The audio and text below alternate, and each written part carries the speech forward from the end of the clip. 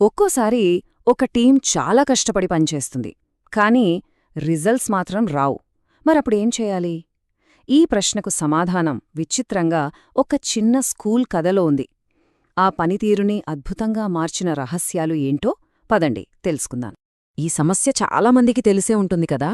టీంలో అందరూ తెగ కష్టపడి పనిచేస్తుంటారు, అయినా సరే మనం అనుకున్న టార్గెట్స్ రీచ్ అవ్వలేం. అసలు ప్రాబ్లం ఎక్కడుంది? కేవలం హార్డ్వర్క్ చేస్తే సరిపోదా? వింటే ఆశ్చర్యంగా ఉంటుంది కాని ఇంత పెద్ద ప్రశ్నకు సమాధానం సన్షైన్ స్కూల్ అనే ఒక చిన్న స్కూల్ కథలో దొరుకుతుంది. ఏంటా కథ? పదండి చూద్దాం. సరే, ఈ సన్షైన్ స్కూల్ చూట్టానికంతా పర్ఫెక్ట్గా ఉంది, పిల్లలంతా హ్యాపీ. కానీ ఆ స్కూల్ ప్రిన్సిపల్ మెహతాగారికి మాత్రం ఒక పెద్ద టెన్షన్. పైకంతా బాగున్నా లోపలేదో సమస్య ఉంది. ఏంటది?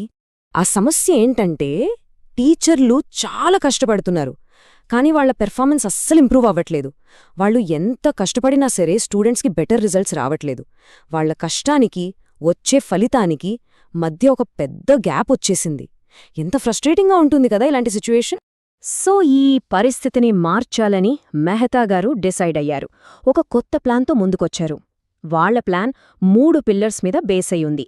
అందులో మొదటిది చాలా ముఖ్యమైనది, ట్రైనింగ్ అండ్ సపోర్ట్. మార్పుకి పునాది వేసింది ఇదే. ట్రైనింగ్ అండ్ సపోర్ట్ అంటే ఏంటి? సింపుల్గా చెప్పాలంటే టీంకి కొత్త మెథడ్స్ నేర్పించడమే కాదు, వాటిని కాన్ఫిడెంట్గా వాడటానికి కావలసిన ధైర్యం కూడా ఇవ్వాలి. అంటే అయ్యో ఇది కొత్తగా ఉంది, భయంగా ఉంది అనుకోకుండా కొత్త విషయాల్ని ట్రై చేసేలా ఒక పాజిటివ్ ఎన్విరాన్మెంట్ క్రియేట్ చేయడమన్నమాట. సరే, మరి మెహతాగారు దీన్ని ఎలా చేశారు?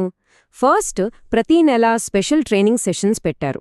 టీచర్స్కి కొత్త టీచింగ్ మెథడ్స్ నేర్పించారు.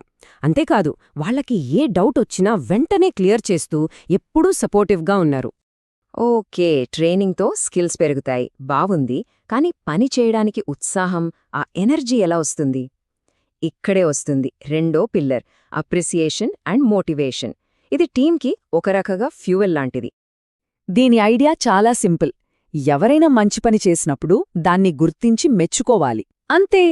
అలా చేసినప్పుడు వాళ్లు కేవలం ఎంప్లాయీస్లా ఫీలవ్వరు. ఈ టీంలో నేను కూడా ఒక ఇంపార్టెంట్ పర్సన్ అని ఫీలవుతారు. ఆ ఫీలింగే వాళ్లకు భలే బూస్ట్ ఇస్తుంది. చూశారుగదా తేడా? అప్రిసియేషన్ లేనప్పుడు పని ఏదో బరువుగా ఉంటుంది. అదే చిన్న అప్రిసియేషన్ దొరికితే అదే పని ఎంతో ఉత్సాహంగా చేస్తారు. ఈ ఒక్క మార్పుతోనే స్కూల్లో వర్క్ కల్చర్ మొత్తం మారిపోయింది. మెహతాగారు దీనికోసం పెద్ద పెద్ద పనులేం చేయలేదు. జస్ట్ మనస్ఫూర్తిగా ఒక థ్యాంక్యూ చెప్పారు, అప్పుడప్పుడు చిన్న చిన్న రివార్డ్స్ ఇచ్చారు.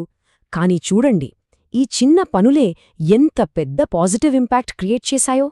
రైట్, ఇప్పుడు టీంకి మంచి ట్రైనింగ్ ఉంది, మంచి మోటివేషన్ కూడా ఉంది. కానీ ఎటు వెళ్లాలో ఏం చెయ్యాలో క్లారిటీ లేకపోతే ఎలా? అందుకే ఇప్పుడొస్తుంది మన మూడో పిల్లర్, గోల్స్ అండ్ ఫీడ్బ్యాక్. ఇది ఆ టీంకి ఒక గైడ్లా, ఒక డైరెక్షన్లా పనిచేసింది. అంటే ప్రతి ఒక్కరికి వాళ్ల దగ్గర నుంచి ఏం ఎక్స్పెక్ట్ చేస్తున్నారో క్లియర్గా చెప్పాలి. అదే టైంలో వాళ్లు ఎక్కడ ఇంప్రూవ్ అవ్వచ్చో ఫ్రెండ్లీగా ఫీడ్బ్యాక్ ఇవ్వాలి. దీనివల్ల కన్ఫ్యూజన్ పోయి అందరూ ఒకే దారిలో వెళ్తారు. మెహతాగారు ఏం చేశారంటే ప్రతి టీచర్తో 1-to-1 మాట్లాడారు. మీ దగ్గర నుంచి నేను ఇది ఎక్స్పెక్ట్ చేస్తున్నాను అని క్లియర్గా చెప్పారు. వాళ్ల క్లాసులు గమనించి వాళ్ల స్ట్రెంగ్త్స్ ఏంటో, ఎక్కడ ఇంకాస్త ఇంప్రూవ్ అవ్వాలో చాలా ఫ్రెండ్లీగా చెప్పారు. సరే, ఈ 3 పిల్లర్స్, ట్రైనింగ్, అప్రిసియేషన్ ఇంకా క్లియర్ గోల్స్, ఇవన్నీ ఇంప్లిమెంట్ చేశాక సన్షైన్ స్కూల్లో ఏం జరిగింది? రిజల్ట్స్ ఎలా ఉన్నాయో చూస్తే నిజంగా ఆశ్చర్యపోతారు. Let's see. ఫస్ట్, టీచర్స్లో కాన్ఫిడెన్స్ పెరిగింది. వాళ్ళు చాలా యాక్టివ్గా, ఎనర్జెటిక్గా అయ్యారు. దీనివల్ల స్టూడెంట్స్కి పాఠాలు ఇంకా బాగా అర్థమవడం మొదలైంది. ఇక పేరెంట్స్ అయితే చాలా హ్యాపీ. ఓవరాల్గా మొత్తం స్కూలే స్ట్రాంగ్గా తయారైంది. సో ఈ సన్షైన్ స్కూల్ కథ మనకు చెప్పేది ఒక్కటే, టీచర్ల పర్ఫార్మెన్స్ ఇంప్రూవ్ అవ్వాలంటే మంచి ట్రైనింగ్, కొంచెం అప్రీసియేషన్ ఇంకా క్లియర్గా గైడెన్స్ ఇవ్వాలి.